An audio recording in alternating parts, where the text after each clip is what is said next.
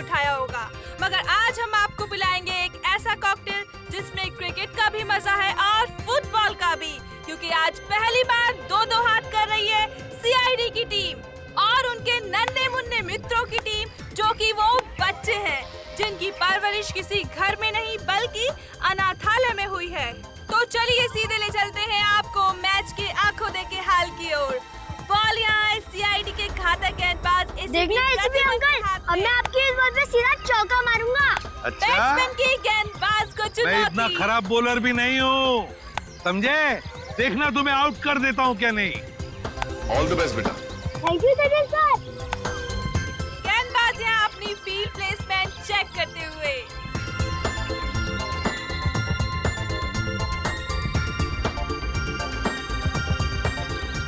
और अब रेडी? गेंद फेंकने को पूरी तरह तैयार और ये बैट्समैन का शानदार शॉट। क्या ये छक्का जाएगा? ओह नो, ये तो बाउंड्री पे कैच हो सकता है। सचिनिया चीते की फुर्ती के साथ गेंद की तरफ भागते हुए और ये तंबू में घुस गए। सीआईडी एक बार फिर से इस क्रिकेट मैच में नाकाम साबित हुए। अरे क्या सचिन, क्या छोड़ दिया?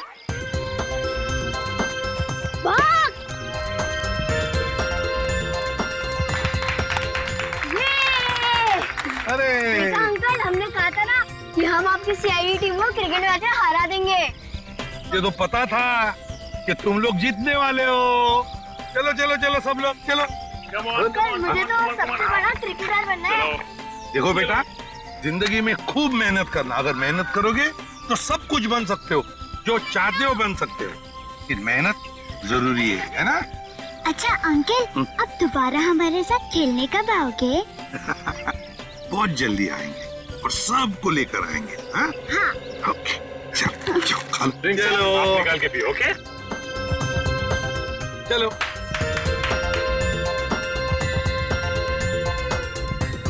श्रेया, श्रेया लंच टाइम, सबको ले आओ। ओके बच्चों, चलो लंच ब्रेक, खाना खा लेते हैं। जंगल में गिर गई, मैं जा रही हूँ। मैं भी आता हूँ। अरे रुको, अकेले मत जाना, मैं आ रही हूँ। सॉरी। रोना नहीं। देखो, टीटी मर गई। देखो। गुड गर्ल, बहादुर बच्ची। जाओ इशिता, इसे लेकर जाओ, मैं तारा और चिंटू को लेकर आती हूँ। जाओ। तारा, चिंटू, तारा, चिंटू। हाँ चले गए। चिंटू प्लीज बाहर आ जाओ। तारा,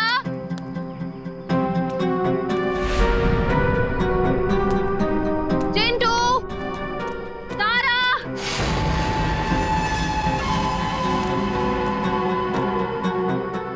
चलो यार, भूख लग रही है। तारा, देखो एसीपी सर बहुत डांटेंगे। चिंटू,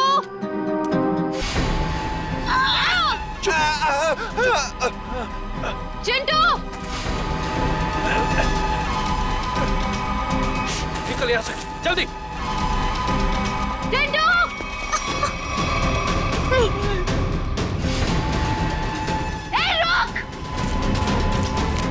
रुक जाओ, नहीं तो गोली मार दूंगी। मैं सीआईडी से हूँ।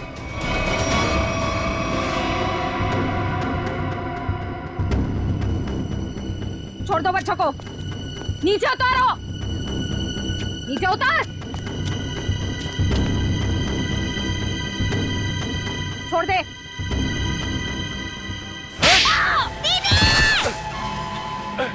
रुक, निकल जल्दी। रुक जाओ चिंटू।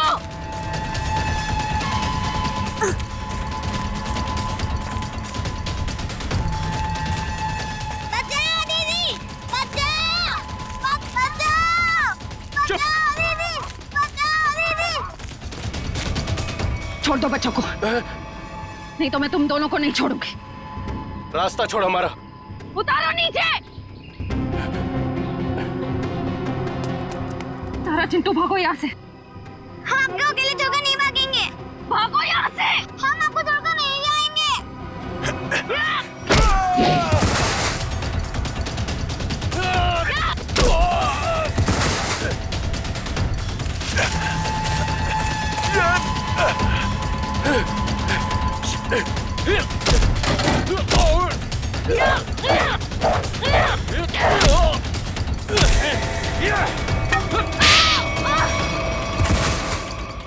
छोड़ उसको, चल यहाँ से। हाँ, चल, निकल, जल्दी, जल्दी कर।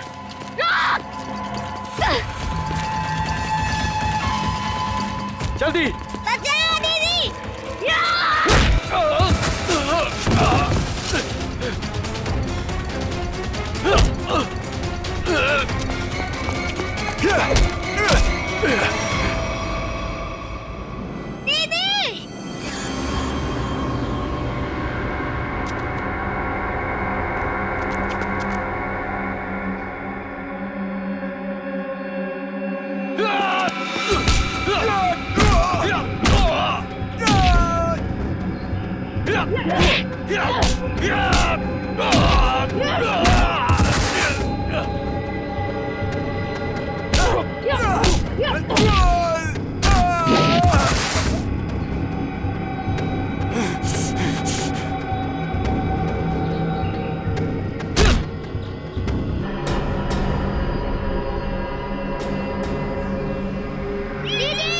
जल्दी कर, चुप कर, चल।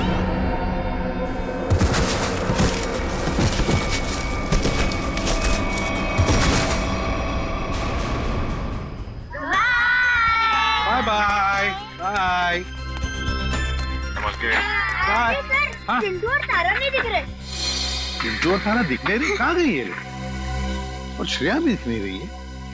हाँ? श्रेया मैम जंगल में बॉल ढूंढने के लिए गई हैं, लेकिन अब कहीं नजर नहीं आ रही। इतनी देर तक? काम करते हैं, जंगल में घुसते हैं। हाँ?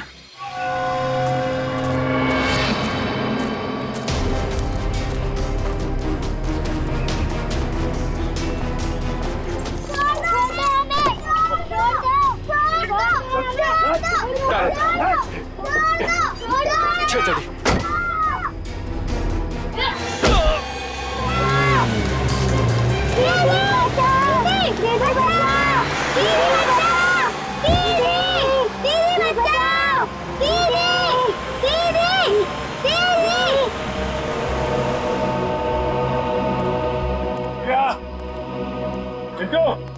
श्रेया, तारा,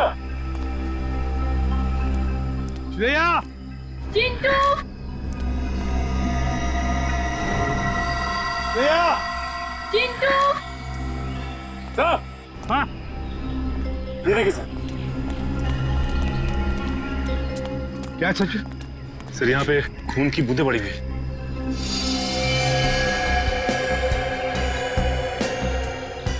सर कहीं श्रेया मैम को कुछ हो तो नहीं गया? कुछ नहीं होगा श्रेया को, सीआईडी ऑफिसर है वो। देखते ये खून की बूंदें हमें कहां तक ले जाती है।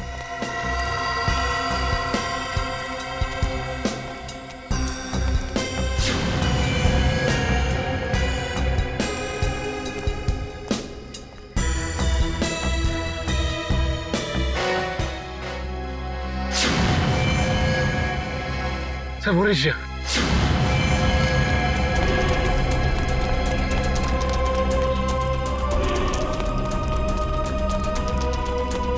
श्रेया मैम, तुम श्रेया, क्या हुआ? ब्रीफकेस। ब्रीफकेस? हाँ सर, कौन सी ब्रीफकेस? वो ब्रीफकेस उधर। सचिन देखो जरा, जा। श्रेया किसने किया है? बच्चे कहाँ हैं? कहाँ है बच्चे? सर वो तारा और चिंटू को दो गुंडे उठाकर लेकर गए थे। तुमने देखा उनके चेहरे? देखे उनके? नहीं सर, उन्होंने मास्क पहने हुए थे। एक व्हाइट कलर की वैन में दोनों बच्चों को उठाकर लेकर गए वो।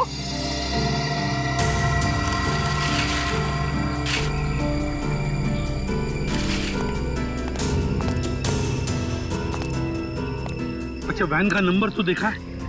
नहीं सर, नंबर प्लेट नहीं थी, मगर राइट साइड की टेल लाइट टूटी हुई थी सर। पेट्रोल की van, right side tail light टूटी हुई थी ना। इशिता, जल्दी से सारी चेकमेट तुलनाकों पर फोन करो और इस गाड़ी के बारे में बताओ, सब कुछ डिटेल में बताओ, जल्दी। हाँ। असल में दोनों बच्चों को बचा नहीं पाए।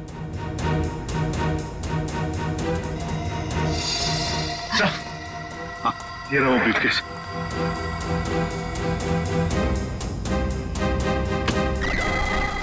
माय गॉड,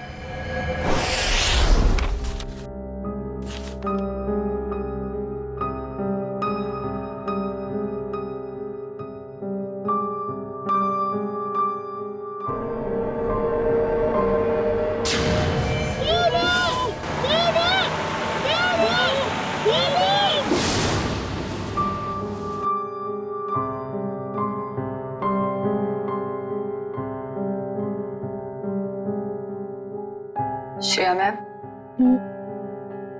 कुछ दिन सेहत का ध्यान रखिएगा। सर पर भी काफी जख्म आया है। ये जख्म तो भर जाएंगे तेरे। बच्चों को भी गुंडों से बचा नहीं पाए। इस बोझ को मैं कभी झेल नहीं पाऊंगी। श्रेया, क्या कर रही हो तुम? ऐसा मत सोचो, उन बच्चों को हम बहुत जल्द ढूंढ निकालेंगे। और फिर तुमने वो ब्रीफकेस छीन लिया हाथ से उसके। एक बार डॉक्टर सारों के उस ब्रीफकेस से कोई सॉलिड सबूत निकाल लें, उन बच्चों तक हम बहुत जल्दी पहुंच जाएंगे। हाँ डॉक्टर साहब, कुछ मिला क्या? किसी औरत का हाथ है, हाथ पर मेहंदी लगी हुई है और नाखूनों पर नेल पॉलिश। डॉक्टर साहब, ये सब हमें पहले से पता है। कोई खास डिस्कवरी हो तो बताइए। हाँ है ना, लगता है इस औरत ने हाल फिलहाल में ही मेहंदी लगाई है, क्योंकि मेहंदी का रंग बहुत गाढ़ा है। ये डिस्कवरी है? अरे ये सब पहले से पता है सर। कुछ और अभी नहीं पता लग सकता यार। मजाक है क्या सब कुछ यार? पहले इस हाथ को लेबोरेटरी में भेजो, फॉरेंसिक लैब में, वहां पर डीएनए टेस्टिंग होने दो, उसके बाद पता लगेगा ना यार। बहरहाल फिलहाल तुम इतना तो पता लगा सकते हो कि जहां से ही हाथ मिला है वहां पर कोई शादी ब्याह हुआ है क्या? ये पता लगाने के लिए मैं वंश को पहले ही भेज चुका हूँ। वेरी गुड, बहुत अच्छा किया। तो अभी मैं भी चलता हूँ। और हाँ, अगले 12 घंटे तक मेरी लैब में कोई मुझसे कुछ पूछने के लिए नहीं आएगा। अंडरस्टैंड? ठीक है सर, नहीं पूछेंगे। जब तारिका जी है तो आपसे क्यों पूछें? ये डॉक्टर साहब कमाल है, गुस्सा बस नाक पे रखता है इनके। सर, मुझे तो लगता है उन बच्चों ने शायद जुर्म को होते हुए देख लिया, तभी तो वो गुंडे उन्हें अपने साथ ले गए। बात तो ठीक है रेड्डी, वरना अनाथ बच्चों को कोई पैसों के लिए तो किडनैप करेगा नहीं। हेलो, क्या नहीं गुजरी? ओके, ठीक है, श्योर, थैंक यू। क्या हुआ? सर, उस टोल नाके से अब तक कोई ऐसी गाड़ी गुजरी नहीं है जिसकी एक टेल लाइट टूटी हुई हो। अच्छा सर, कहीं ऐसा तो नहीं कि उस गाड़ी वाले ने लाइट को रास्ते में ही रिपेयर करवा दिया हो? बच्चों को गाड़ी में रख के वो लोग रास्ते में गाड़ी रोकने की गलती नहीं करेंगे। शायद उनका अड्डा आसपास ही है, जहां जाने के लिए टोल नाके से गुजरने की जरूरत नहीं पड़ती। सर, उस इलाके के पास एक हवेली है जहां पिकनिक के दौरान सगाई का फंक्शन चल रहा था। सगाई का फंक्शन? फिर तो हो सकता है ये हाथ उस सगाई के फंक्शन में से ही किसी लड़की का हो। जी हाँ, कल रात हमारी भतीजी प्रियंका की सगाई थी। फिर तो काफी लोग आए होंगे यहाँ। जी नहीं, सिर्फ परिवार वाले थे। सारे परिवार वाले अभी यहाँ पर हैं? हाँ, सिवाय प्रियंका के। आप? मैं प्रियंका का मंगेतर डॉक्टर रमन। रमन जी, प्रियंका क्यों नहीं है? वो दीदी इस वक्त अपने कमरे में सो रही हैं। देखिए, हमारा उनसे मिलना बहुत जरूरी है। पर बात क्या? रमन जी, आप हमें सिर्फ उनका कमरा दिखा दीजिए प्लीज। आइए, चलिए।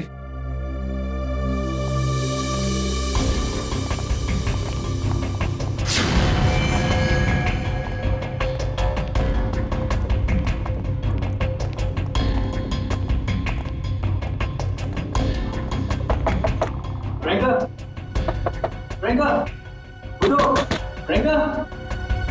प्रियंका, एक काम करिए, इस कमरे की डुप्लीकेट चाबी लेकर आइए। प्रियंका रोज इतनी देर तक सोती है? दोपहर का 1 बज रहा है। नहीं, वैसे तो जल्दी उठ जाती है। शायद सगाई की थकावट होगी इसलिए नहीं उठी है वो। लीजिए।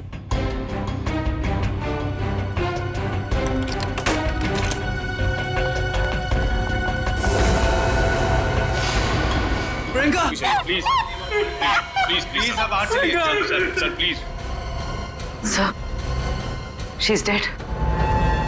जिस बात का शक था वही हुआ।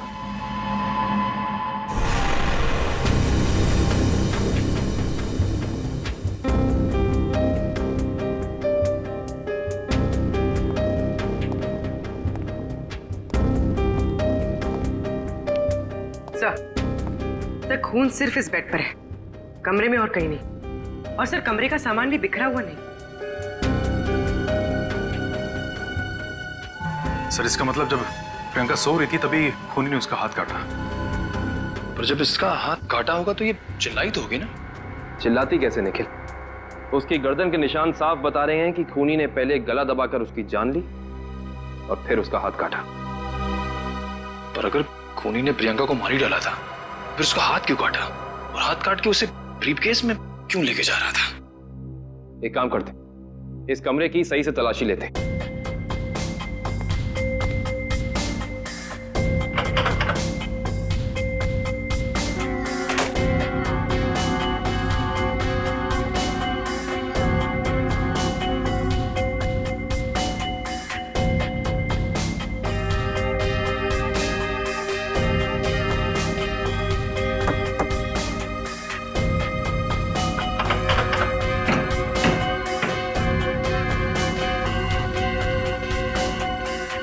कमाल है, सारी खिड़कियां बंद हैं, दरवाजा बंद है, तो खूनी इस कमरे में आया कहां से? हाँ सर, और कोई खुफिया रास्ता भी नहीं है यहाँ पर। बाथरूम की खिड़की इतनी छोटी है कि कोई इंसान उसमें से अंदर आ ही नहीं सकता। इसका मतलब खूनी जो कोई भी है वो अंदर का ही है। वो चुपचाप दबे पांव कमरे में आया, खून किया, फिर आराम से चला गया। आज ही मैंने उसे अपने क्लिनिक से कई बार फोन किया, उसने फोन पिक नहीं किया। मुझे उसी समय समझ आना चाहिए था। नियति को कौन बदल सकता है? किसी का खून होना नियति की बात नहीं, बल्कि जुर्म होता है। अब ये बताइए कि इस कमरे में सगाई के बाद प्रियंका से मिलने कौन कौन आया था?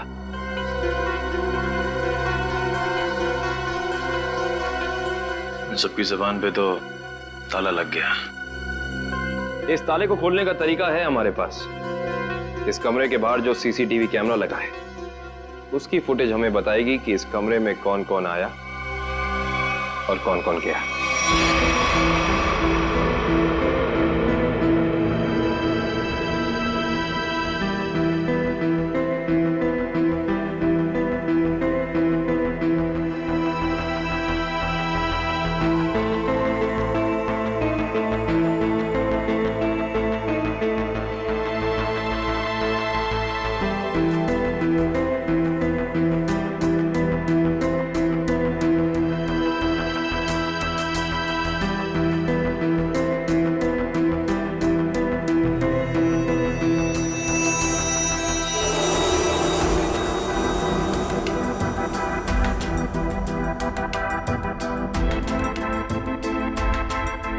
थोड़ा फॉरवर्ड करना पूरी।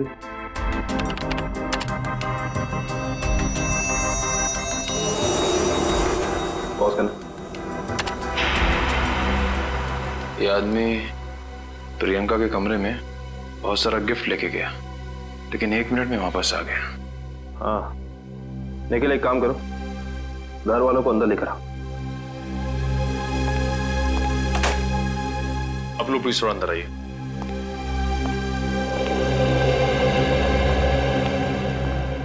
आइए। आप लोग इस आदमी को जानते हैं? ये हमारे होटल का मैनेजर है। अच्छा, पहले तो दिखा नहीं। मैनेजर को लेकर आना। Yes sir. थोड़ा फॉरवर्ड।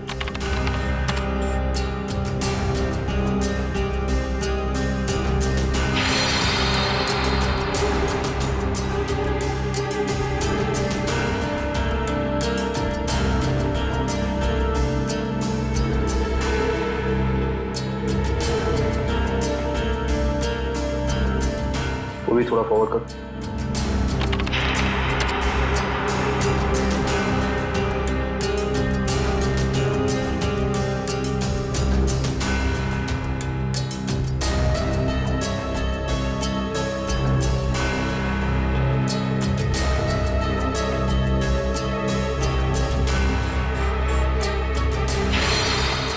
पॉज कर, बस यहीं। सर ये लड़की 1:30 बजे कमरे के अंदर गई और 2 घंटे के बाद बाहर निकली। इस लड़की को देखा आपने? ये कौन है? इसको तो हमने पहले कभी यहाँ नहीं देखा। सगाई के फंक्शन में भी नहीं? जी नहीं, हमने कभी नहीं देखा इसे। हाँ, लेकिन यहाँ के वॉचमैन ने तो जरूर देखा होगा। निखिल, वॉचमैन को बुला कर लाना।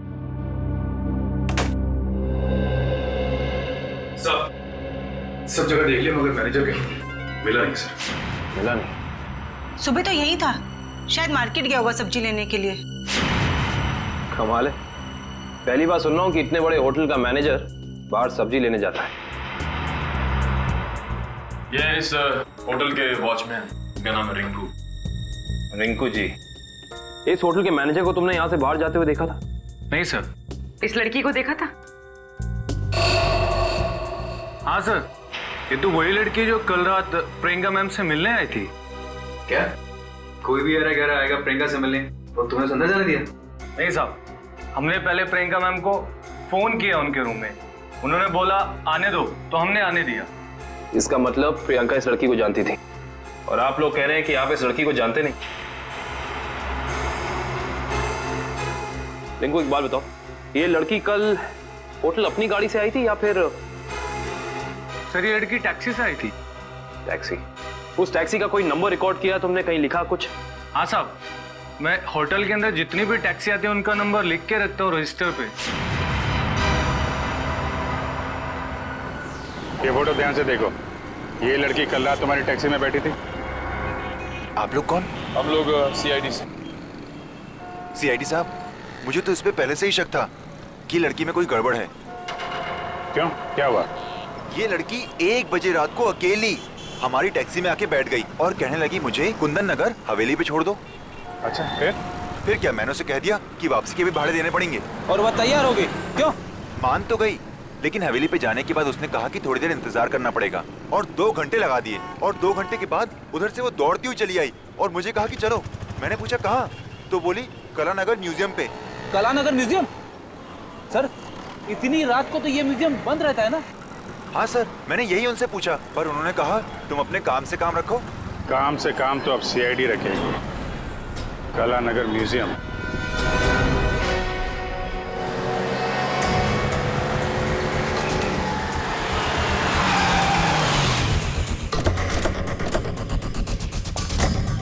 टोल नाके से पहले यही वो घना जंगल है जहाँ पे वैन छिपाई जा सकती है। हाँ सचिन, वैन यहीं कहीं होनी चाहिए, चेक करना पड़ेगा।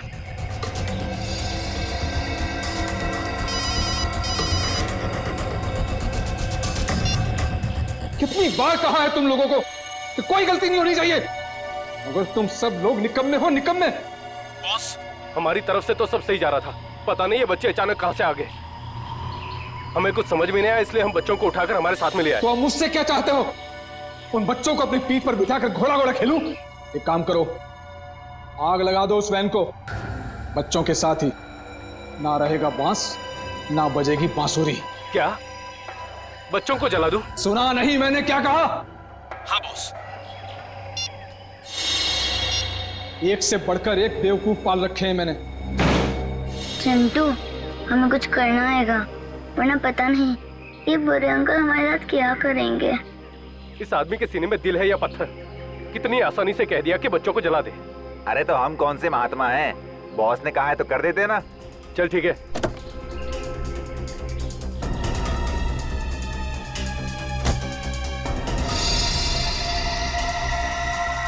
ए, जल्दी करना। अरे रुकना, हलवा है क्या? कर रहा हूँ ना। ये ले, पकड़। चल जल्दी से डाल।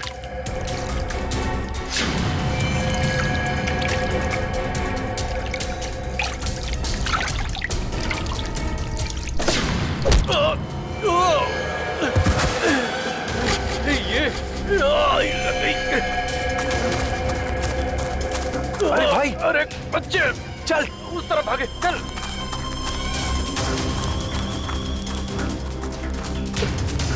जल्दी कर, कहाँ गए? जा उधर देख।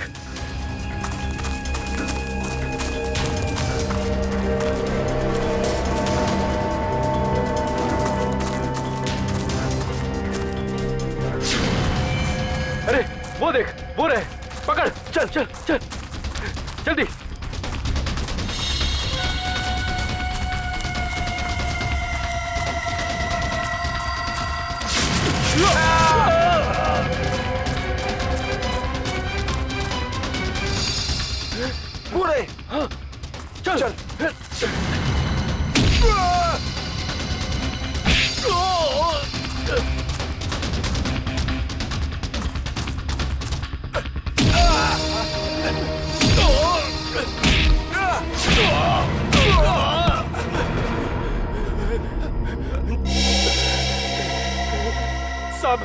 साहब हमने जो कुछ भी किया पैसे के लिए किया साहब। हम असली गुनहगार नहीं है साहब, वो बच्चों ने हमारा चेहरा देख लिया था।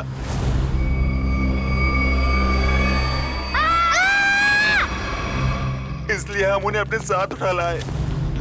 कौन है असली गुनहगार? बोल, नाम बता उसका। हमने उसका चेहरा नहीं देखा साहब, क्योंकि वो गाड़ी में आया था और पैसे देके चला गया साहब। गाड़ी में आया था तो उसका गाड़ी नंबर, मोबाइल नंबर, घर का नंबर कुछ तो याद होगा। साहब उसका मोबाइल नंबर है मेरे पास। देखो, जल्दी निकल। देता हूँ साहब, ये वाला सर। है कौन ये मिस्टर एक्स? सर इस म्यूजियम में पहले आप आ चुके हैं? हाँ, एक बार आया जया के साथ। और वैसे मुझे भी म्यूजियम में आके एंटीक चीजें देखना काफी पसंद है सर। फिलहाल हमें तो ये पता करना है कि वो लड़की इस म्यूजियम में क्या करने आई थी। सॉरी, एक मिनट। सॉरी बोला ना, गलती से धक्का लग गया। एक मिनट। जो गुनाह आपने किया है उसके लिए सॉरी कुछ भी नहीं है। क्या? एक मामूली सा धक्का लगने को आप गुनाह का नाम देंगे? उसे नहीं, लेकिन खून करना तो एक गुनाह है। क्यों किया प्रियंका का खून? क्या उनका खून हो गया? ये नहीं हो सकता। बंद करो ये मगरमच्छ के आंसू। जो पूछा उसका जवाब दो। मैंने किसी को नहीं मारा, मैं तो सिर्फ वहां उनकी मदद करने गई थी। रात को 1:30 बजे ऐसी कौन सी मदद चाहिए थी प्रियंका जी को? उनको लग रहा था कि उनकी जान को खतरा है, इसलिए उन्होंने मुझे वहां बुलाया था।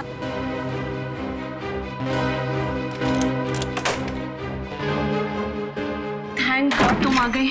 मगर हुआ क्या? इतनी रात गए बुलाया, क्या हुआ? कुछ तो बताओ, क्या हुआ? तुम इतनी टेंस क्यों नजर आ रही हो? मेरी जान को खतरा है। क्या? मगर किससे?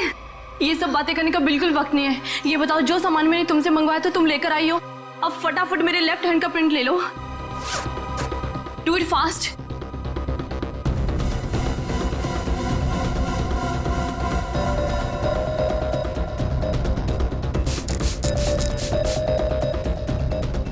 अपना लेफ्ट हैंड यहाँ रखो।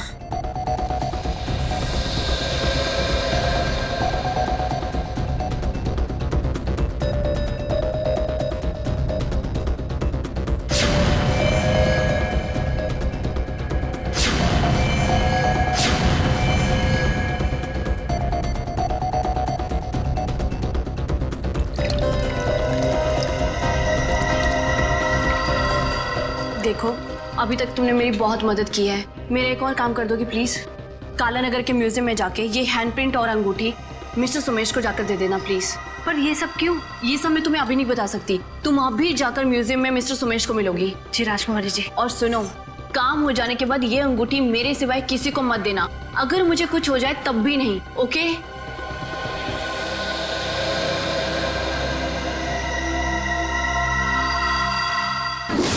तो उन्होंने अपने हाथ का इम्प्रिंट बनवाया और उसे म्यूजियम के मैनेजर सोमेश को देने को कहा? जी। मगर उसने अपने हाथ का इम्प्रिंट बनवाया क्यों? वो तो मुझे नहीं मालूम। आप जरा वो अंगूठी दीजिए जो प्रियंका जी ने आपको दी।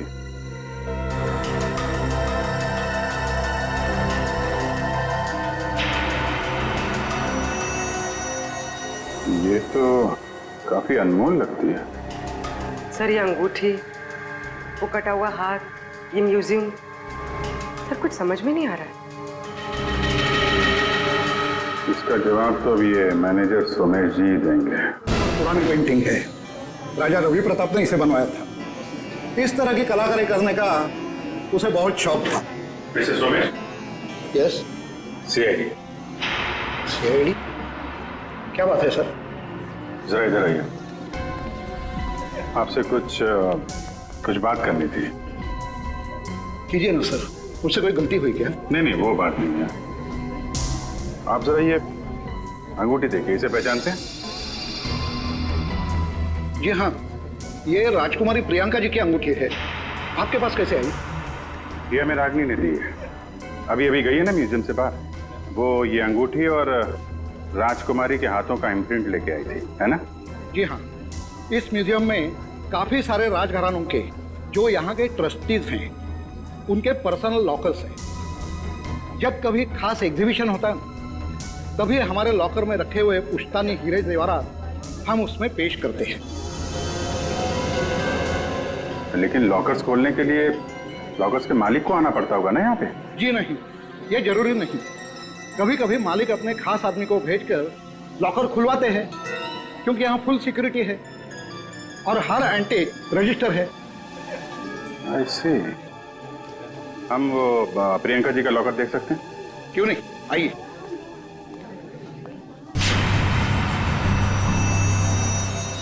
ये रहा उनका खास लॉकर। प्रियंका जी के हाथ का इम्प्रिंट इसका पासवर्ड था। सर, इसलिए प्रियंका का हाथ? क्या हुआ? नहीं, कुछ खास नहीं। आप ये बताइए, अभी इसका पासवर्ड, नया पासवर्ड क्या है? सॉरी सर, ये तो कॉन्फिडेंशियल है, मैं नहीं बता सकता। ये आपको बताना पड़ेगा क्योंकि प्रियंका का खून हो गया है। आज? जी हाँ। और खूनी तक पहुंचने के लिए हमारा ये जानना बहुत जरूरी है कि इस लॉकर में क्या है और प्रियंका ने अपना पासवर्ड जल्दबाजी में क्यों बदला। प्लीज। आपके पास जो अंगूठी है यही नया पासवर्ड है। अंगूठी? ये पासवर्ड है? जी हाँ। अब जरा ये लॉकर खोलिए।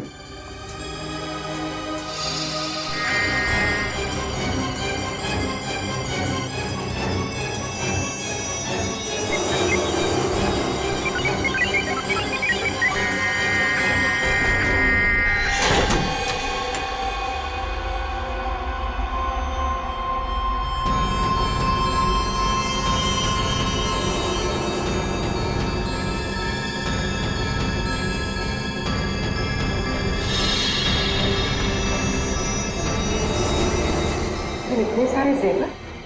मतलब सर, ये सब कुछ इसके लिए हुआ? लग तो ऐसा ही रहा है।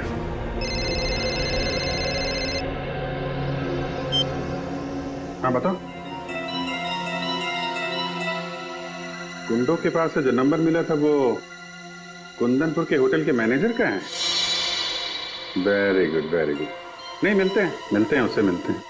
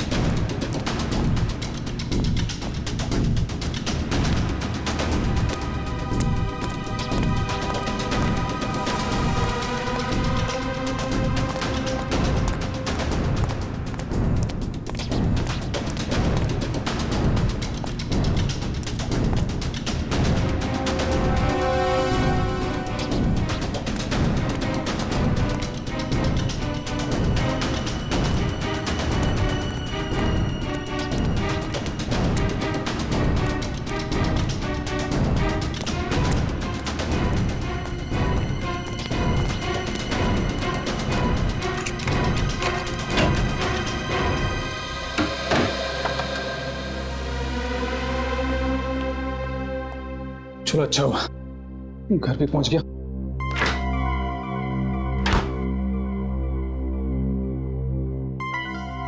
किसी ने देखा भी नहीं सिवाय हमारे सीआईडी। हाँ, सीआईडी। चल बैठ। बोल, राजकुमारी का खून क्यों किया तूने? मैंने राजकुमारी को नहीं मारा सर, मैंने तो जो किया वो उसके कहने पे किया। किसके कहने पे किया? पता नहीं सर, मुझे तो एक पर्ची मिली थी, उस पे लिखा था कि मैं राजकुमारी के कमरे की खिड़की खुली छोड़ दूं। अच्छा, ताकि खूनी कमरे के अंदर जाए, राजकुमारी का खून करे और खिड़की के बाहर से खिड़की बंद, ऑटोमेटिक, किसी को पता भी नहीं चलेगा। जी। अच्छा, उसने तुझे पर्ची दी और तूने काम कर दिया। असली बात बता, क्यों किया तूने? सर वो उसने मुझे धमकी दी थी कि अगर मैंने उसकी मदद नहीं की तो मेरे अतीत के बारे में सबको बता देगा कि मैं जेल गया था। अच्छा, जेल जाके भी सुधरा नहीं है?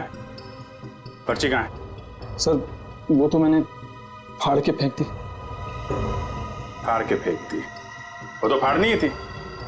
तुझे एक पर्ची पे धमकी दे दी, तूने इतना बड़ा काम कर दिया। ये हो नहीं सकता। असली बात बता, क्यों किया तूने ये सब? बता। देखिए सर मैं सच कह रहा हूँ, मुझे कुछ नहीं पता सर। ये ऐसे नहीं मानेगा इसको तो मैं। नहीं, रुको रुको रुको रुको, तुम लोग जरा बाहर जाओ, मैं संभालता हूँ इसको। सर बाहर बहुत पब्लिक है, कहीं बाहर ले चलो। बाहर काम मैं संभाल लूंगा। चलो जाओ।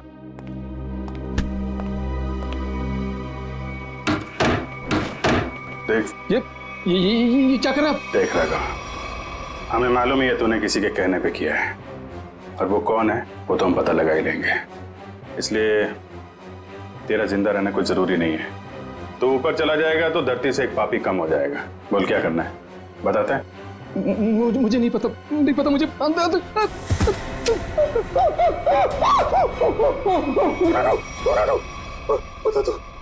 बोल।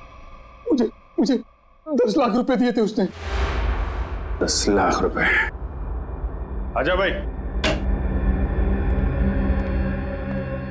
10 लाख रुपए का चक्कर है। चल, पैसे कहाँ हैं? पैसे दिखा। हाँ अंदर है। निकाल। लाता हूँ। सर नुस्खा काम आ गया।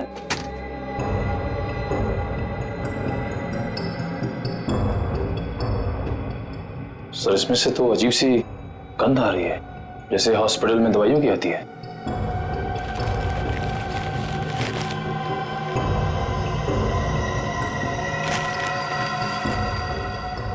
मुल्क में से नहीं है, अखबार में से आ रही है। एक मिनट सर, सर इस पे कुछ नंबर लिखा हुआ है। 82184। तो घर का एड्रेस लिखा है। दवाई की स्मेल और ये घर का एड्रेस। अब समझ में आया वो पर्ची दी किसने थी। कितनी बार उसे समझाया कि हमारा अभी मिलना ठीक नहीं है, लेकिन फिर भी पता नहीं वो क्यों मुझसे मिलना चाहता है। This better be important. Yes it is important. मेरा तुमसे मिलना बहुत जरूरी, क्योंकि मुझे मेरा पैसा चाहिए अभी। कैसा पैसा? पैसा कैसा होता है अभी ये भी तुम्हें समझाना पड़ेगा। जब प्लान ही फेल हो गया तो पैसे का तो सवाल ही नहीं उठता। तुम्हारी गलतियों का खामियाजा मैं क्यों भुगतूं? प्रियंका से शादी करने के बाद मैं वैसे भी करोड़पति बनने वाला था, और तुमने मुझे गलत राह पे चलाया, और इसकी सजा तुम्हें भुगतनी होगी। देखो मैं तुम्हारा दुख समझ सकता हूं, लेकिन जब लॉटरी लगी नहीं तो इनाम बांटने का सवाल कहां से उठता है? लॉटरी तो लगी है सीआईडी वाली। सीआईडी? और इनाम भी बहुत जबरदस्त मिलेगा अंकल जी। रमन, तुमने सीआईडी को बुलाया है? जब पार्टनरशिप की है तो जेल अकेले कैसे जाता? क्या मतलब? मतलब मैं समझाता हूं। जब हमें होटल के मैनेजर के घर से न्यूज़पेपर में इस डॉक्टर के क्लिनिक का एड्रेस मिला तो हम समझ गए थे कि प्रियंका के मर्डर में पहला मोहरा ये डॉक्टर है। मगर हमें पता चल गया था कि इस डॉक्टर में इतनी हिम्मत नहीं कि किसी का खून कर सके। तब हमने एक प्लान बनाया।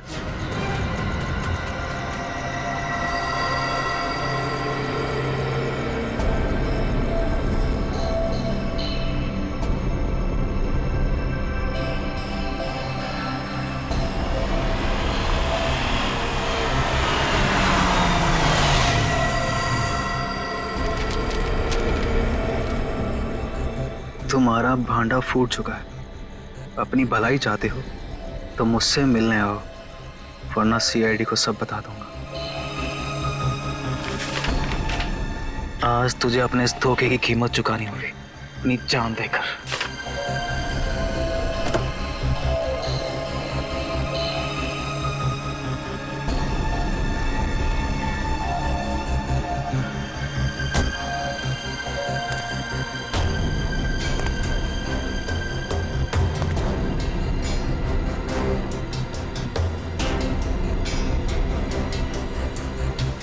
कहाँ हो तुम? अब चूहे की तरह बिल में छिपके क्या बैठ गए हो? लो मैं आ गया। क्या हुआ? डर गए क्या? अब डरने की बारी तुम्हारी है।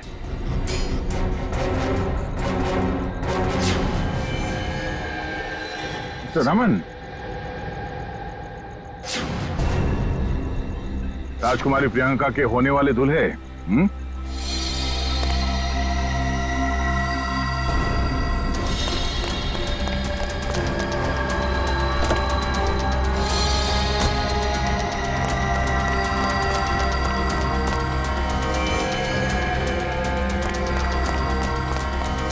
बहुत बड़ा धक्का लगा।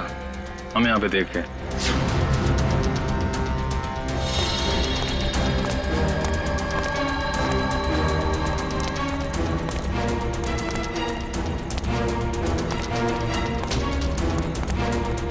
ये चिट्ठी हमने ही भेजी थी।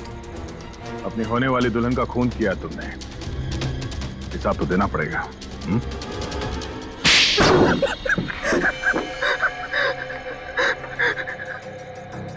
ठीक कह रहे आप लोग, हमने ये सब प्रियंका की दौलत पाने के लिए किया था। हाँ, और अब फटाफट अपने पार्टनर का नाम बता दे जिसके साथ मिलके तूने ये पूरी खिचड़ी पकाई है। चलो अब फांसी के फंदे के लिए तैयार हो जाओ। अरे इसके पहले मैं तुम लोग को ऊपर पहुंचा दूंगा।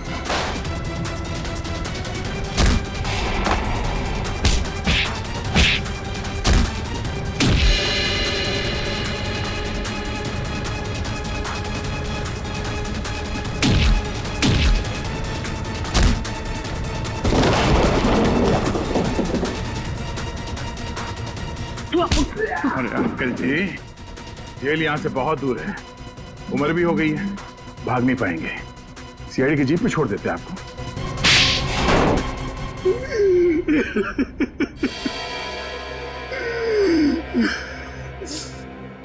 कहने को तो प्रियंका मेरी भतीजी थी, लेकिन भाई साहब की मौत के बाद मैंने ही प्रियंका को पाल पोस कर बड़ा किया, एक बाप का फर्ज निभाया। लेकिन बदले में मुझे क्या मिला? भाई साहब ने अपनी सारी प्रॉपर्टी प्रियंका और उसके होने वाले पति के नाम कर दी थी। इसलिए प्रियंका के होने वाली पति को भी तुमने अपने प्लान में शामिल कर लिया। हाँ, रमन बेवकूफ निकला, वो मेरी बातों में आ गया।